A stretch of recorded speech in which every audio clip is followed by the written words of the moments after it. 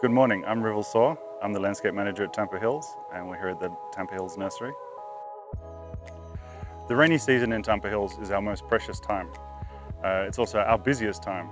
With the construction of the villas, which never stops, and then the planting season, this becomes a very, very tight period. So we're really working very hard for the 3-month period. For the last 2 years, we've been planting trees in Tampah Hills, and we've been focusing on trees that are what we call pioneers. So they can grow in harsh and exposed places with poor soil. And the reason is just to get cover up. So much has been lost in South Lombok, so we want to bring it back to Tampah Hills as a sanctuary, and it can live here peacefully without being disturbed. Last year we planted 24,000 trees in Tampah Hills, and this year we're planting 15,000 trees. And in the last 2 weeks we've already planted 4,500, so we're on target to complete.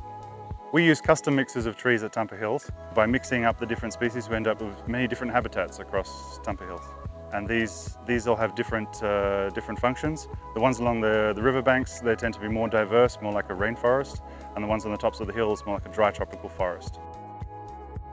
Tampah Hills, much like the rest of South Lombok, used to be covered in a dense tropical forest. And in the late half of the 20th century, it was rapidly deforested. So we've been talking to the old people in the area who still remember what it was like, and they say there used to be lots of deer and there was many timber trees, including a tree called bajur, which is it's a very beautiful tree with very strong, expensive timber, and that's why it's all gone. So this year we've secured 3,000 bajur seedlings, which we are planting out in Tampah Hills to try and return Tampah Hills back to its original state.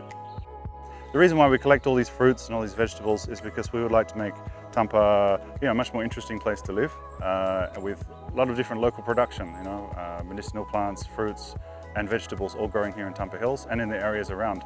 And so there's many plants around in private collections, and now we can access them because people are starting to communicate and trade. So we've been working with the people who are developing the Beach Club restaurant, and they've given us lists of things which they'd like to put on their menu. And so we're finding those for them now so that we can grow them, and when they open, we'll be able to supply them already.